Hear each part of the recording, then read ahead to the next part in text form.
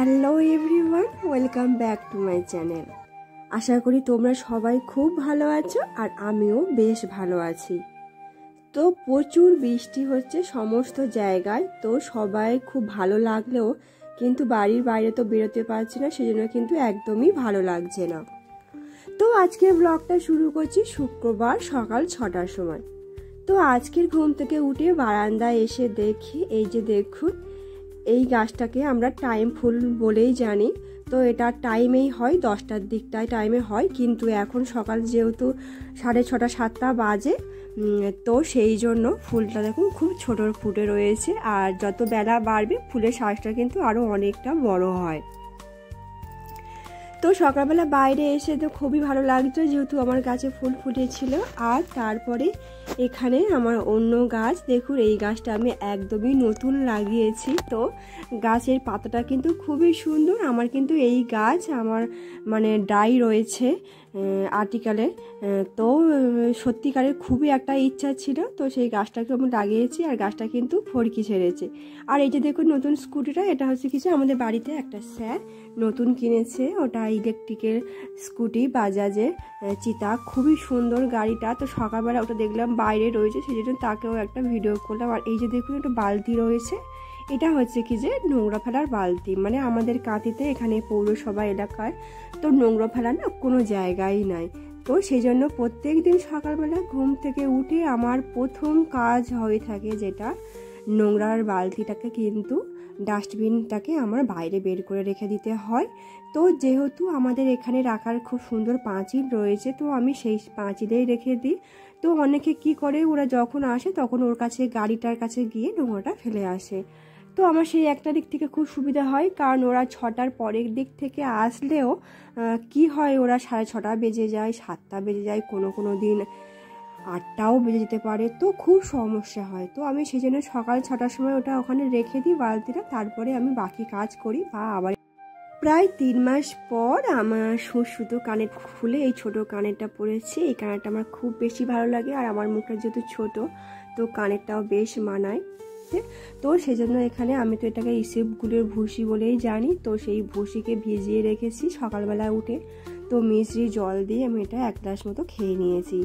আর সারা রাত সকাল পর্যন্ত বৃষ্টি হওয়ার পর গাছগুলো না কীরকম ঝিমঝিম হয়ে গেছে।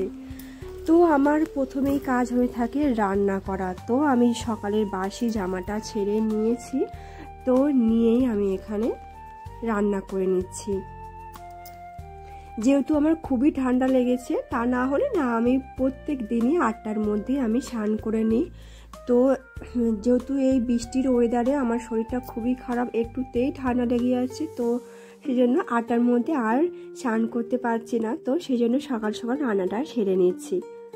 তো আমি যেহেতু নিরামিষ খাবো, সেই জন্য সমস্ত রকম মশলা দিয়ে একটা পেস্ট করে নিয়েছি, আর লাউয়ের একটা নিরামিষ একটা তরকারি করে নিয়েছি। কারণ নিরামিষিতে কি খাবো সত্যি ভেবেও পাই না, রোজ রোজ খুবই অশান্তি লাগে এটা। তো সেজন্য আজকের আমার ইচ্ছা হচ্ছিল একটু লাউয়ের তরকারিটাই খাই। তো এটা হচ্ছে টমেটো সস। এই টমেটো সসটা কিন্তু আমি হাতেই বানিয়েছিলাম। তো অনেক দিন হয়ে গিয়েছে টমেটো সসটা, তো ফ্রিজেই রেখে দিয়েছি, আর খাওয়াই হচ্ছে না। তো সেই জন্য আমি নষ্ট না করে এইভাবে তরকারিতে দিয়েই কিন্তু এটাকে আমি শেষ করছি। তো দারুণ কিন্তু টেস্ট হয়। তো যখন অফ সিজন হয় বা টমেটো পাওয়া যায় না, সেই সময় কিন্তু আমি এমনিতেও বাড়িতে টমেটো সস দিয়েই কিন্তু রান্না করি।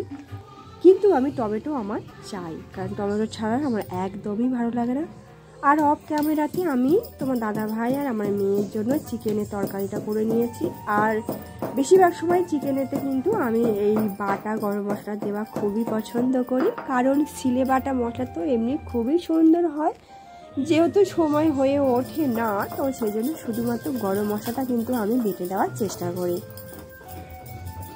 তো এই দুটো তরকারি করে আমি কিন্তু এদিকে আমি স্নান করতে চলে গিয়েছি, আর এদিকে তোমার দাদা ভাই আর আমার মেয়ে এখানে গান করছিল।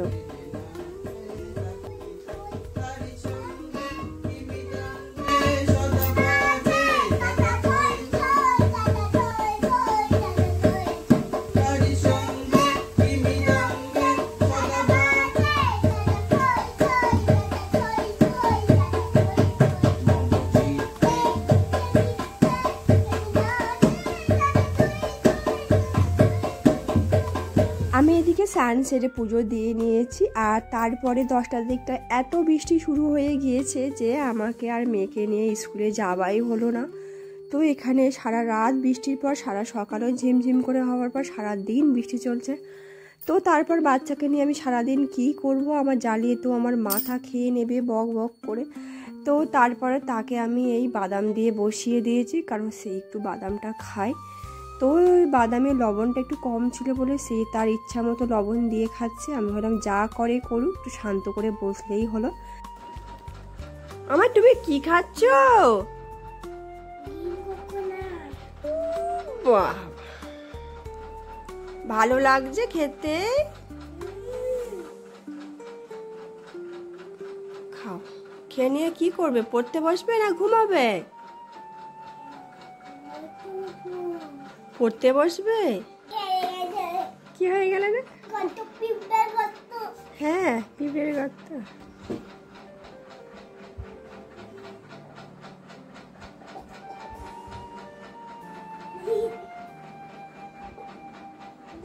যত বড় হচ্ছে তত ওর ঢং তো বেড়েই যাচ্ছে। তো এখন আয়না দেখেই সব কিছু করতে সে পছন্দ করে। তো নিজের জামাও সে নিজে চুজ করে কোথাও যাওয়ার আগে। তো বড় হয়ে যাচ্ছে যেহেতু, তো তার ডিসিশানটাকেও তো আমাদের একটু মেনে নিতে হবে। তো যাই হোক, তো এটা হলো কি যে আমার স্কিন টনিক। তো এটা আমি খাওয়ার সময় পাই না, তৈরি করারও সত্যি সময় হয়ে ওঠে না, সেই জন্যই। আর এটা খেতে আমার অনেকটাই সময় লাগে, কারণ এটা আমার খেতে কিন্তু একদমই ভালো লাগে না, খুবই বাজে টেস্ট হয় এটা খেতে। তো আমি কি করব, যেহেতু আমি বাড়িতে ছিলাম তো ভাবছি কি করি। তো এটা এক গ্লাস করে খাওয়া যেতেই পারে, তো সেজন্য আমি করে খাচ্ছিলাম। তো আমার মেয়েও এক সময় খেয়ে দেখছিল, ও খায় না, যে শুধুমাত্র মুখে নিয়েই দেখছে। তো এটা খাওয়া খুবই জরুরি। তো আমি খুবই কষ্টে খাই, পুরোপুরি নিঃশ্বাসটা বন্ধ করে দিয়ে আমি খাই। আর তারপরে 1:30 পুরো 2 বেজে গেছিলো, তখন একটু তাকে বই পড়াবো ভাবছিলাম। তো শুয়েই তাকে পড়াবো। আর আমরা বাঙালিরা তো কিছু গায়ে না দিয়ে তো আমি শুতেই পারি না। সাধারণত আমার শীত গ্রীষ্ম বর্ষা যাই হোক না কেন, মোটামুটি পাটুকু ঢাকা দিয়ে না শুলে তো আমার যেন কি ওটা খালি খালি লাগে। তো সেই জন্য আমি এই কাঁথাটা কিন্তু আমি নিজের হাতে বানিয়েছিলাম। তো সেই জন্য এই কাঁথাটা আমি একাই ইউজ করি। তো কাঁথাটা একটু হালকা গায়ে দিয়ে আমি মেয়েকে নিয়ে একটু ওকে রিডিং পড়াচ্ছিলাম। তো একটু পড়ার চেষ্টা করছে, এখন ভাবলাম এটাই পড়াই। তো বাড়ি থাকলে তো পড়াশোনা তো একদমই হয় না, স্কুলে গেলে যাই হোক কিছু একটু হাতের কাজ টাজ হয়ে থাকে। তো তারপরে মা মেয়ের এই সময় গল্প কাটানোর পর অবশ্য করে আমরা দেখছি কি যে তখন ঘড়ি বাজে ঠিক 3টে। তো ভাবলাম এবারে মেয়েকে একটু ঘুম পাড়িয়ে দিই, তারপরে আমরা বিকেলের দিকে একটু বেরোবো। বিকেল মানে একটু সন্ধ্যার পরে আমাদের কাছে একটা মেলা হচ্ছে, তো সেখানে যাব। তো সেই জন্য আমি 3টে বাজে তখন তাকে আমি ঘুম পাড়িয়ে দিয়েছি। তো তারপরে দুজনে ঘুম থেকে উঠলাম। ঘুম থেকে উঠে তাকে তো আমার কিছু খাওয়াতে হবে। তো সে তো শুধু দুধ খেতেই চায় না। তো সাধারণত আমি তাকে বেশিরভাগ সময় তাকে পিডিয়াশিওর দিয়ে থাকি এই দুধের সাথে মিশিয়ে। আর তোমার দাদাভাই বললো একটা আম খাবে। তো আমরা আম খেলে কিন্তু খোলা ছাড়িয়ে ছাড়া খেতেই পারি না, কারণ মুখে লাগে, খুবই অস্বস্তি লাগে। তো সেজন্য আমি যে কোনো ফলই আমরা খোলা ছাড়িয়েই দিই, না হলে কিন্তু তারা খাবেই না। তো বেশ আমারও কিন্তু ভালোই লাগে না। তো তারপরে আমটা খাচ্ছিলাম, আর আমার নিরামিষে আমি যে কি খাবো বুঝতেই পারছিলাম না। তারপরে এই চিপসটা আঙ্কেল চিপস, এটা শুধুমাত্র আলু দিয়ে তৈরি। তো তারপরে এটা আমি কিছুক্ষণ খেলাম। তো তার বাবা 2টো এনেছিল, 2 প্যাকেট, আমার জন্য একটা তার জন্য একটা। সে তারটাও রেখে দিয়েছে, আবার আমারটাকেও কিন্তু কেড়ে নিয়ে নিচ্ছে। এইভাবেই আমাদের মামের খুনসুটি হয়ে থাকে সারাদিন রাত। তো তারপর এটা খাওয়ার পরে ভাবলাম আমার কিন্তু কাজ আছে, যেহেতু আমি মেলাতে যাব তো রাত করে বাড়ি আসবো, এসে আর সাধারণত রান্নাবান্না করা ঝামেলা থাকবে না। তো সেই জন্য আমার কদিন ধরে মোচা খাওয়ার ইচ্ছা হচ্ছিল। বিশেষ করে মোচা সবাইয়ের কিন্তু খাওয়াই খুবই দরকারি, বিশেষ করে তো আমরা মেয়েরা, আমাদের কিন্তু মোচা খাওয়া খুবই উপকার। তো সেই জন্যই 2টো মোচা এনেছিল। তো আমাদের কাঁথিতে এই মোচা একটা মোচার দাম 25-30 টাকা করে। তো যেহেতু 2টো নিয়েছিল সেজন্য 25 টাকা করেই নিয়েছে। তো মোচাগুলো খুব ভালো ছিল। তো একটা মোচা আমি রেখে দেবো। তো রেখে দেওয়ার আগে ভাবলাম উপরের দিকে মোচাগুলো না অনেক সময় না পচে যায়, মানে মোচার ফুলগুলো। তো সেই জন্য আমি উপর দিকের কিছু মোচা আমি ছাড়িয়ে নেবো, নিয়ে ভিতরটুকু শুধু একটা মোচা রেখে দেবো, কারণ আমি আর তোমার দাদা ভাই দুজনেই তো একটা মোচা মানে অনেকটাই মোচা, তাই একবারে তোমরা খেয়ে শেষ করতেই পারবো না একবেলাতে, তো দুবেলা লেগে যাবে খেতে। তো আমরা সাধারণত একবেলা তরকারি দুবেলা খাই না, কিন্তু এটা তো খেতে হবে। তো যাই হোক, মোচা কাটার আগে তো আমাকে হাতে ভালো করে সর্ষের তেল মিশিয়ে নিয়েছি, না হলে তো যায় মানে যে পরিমাণ হাতের কালো দাগ হয় তো বলারই নেই। আর আমি কিন্তু বটির গায়ে তো সর্ষের তেল মিশিয়ে নিই, আর সর্ষের তেল মেশালেও হাতের কালো দাগ হয়, আমি তারপরে পাতি লেবু দিয়ে আমি হাতের কষ্টটাকে কিন্তু তুলে দিই। তো তারপরে আমি মোচা কাটছিলাম, মোচা কাটতে তো একটু টাইম লাগে, তো মোচা কাটার পরে সন্ধে দিলাম, আমি একটু দেরি করেই সন্ধে দিলাম, কারণ যেহেতু মোচা কাটছিলাম দেরি হয়ে গিয়েছে। তো মোচাটা কেটে নিয়ে আমি সন্ধে দিলাম, আর সন্ধে দিয়ে কিন্তু আমি রেডি হয়ে নিয়েছি, কারণ আমাকে যেতে হবে একটু বেরু করতে। তো বিকেল টাইমটা একটু বেরু না করলে না একদমই ভালো লাগে না। তো আজকে যেহেতু মেলাতে গিয়েছিলাম, তো সেই জন্য আমি একটু তাড়াতাড়ি কিন্তু পুজোটা দিয়ে রেডি হয়ে নিয়েছি, তো মেলায় যাব বলে। তো চলো তোমাদেরকে আমি মেলার ভিডিওটাও শেয়ার করছি। তো বিয়ের আগে যখন আমাদের বাপের বাড়িতে মোচা আনতো, তখন মা বলতো তোরা এই মোচা ডাঁটি আর এই মানে এই যে শক্ত মতো জিনিস এটা তোরা বার করে দে, আমি কেটে নেবো, তোদের হাত যাতে কালো না হয়। তো মোচা কাটতে কাটতে মায়ের কথা খুবই মনে পড়ছিল, কারণ সত্যি আমরাও আজকের মা হয়েছি, তো আমাদেরকেও কিন্তু সমস্ত রকমেরই কাজ তো আমাদের করতেই হবে। তো কিছু করার নেই, স্টেপ বাই স্টেপ জীবনের তো এক একটা ধাপ আসে, সেগুলো তো আমাদের পেরিয়ে আসতে হয়। তো তারপরে সেই আমি মোচা কাটছিলাম, কারণ হাতে দাগ হলেও তো আমাকেই কাটতে হবে, কারণ আমার তো আর কেউই নেই। তো যাই হোক, তো মোচাটা আমি পুরোপুরি কেটে নিয়েছি, খুব ছোট ছোট করেই কেটেছি।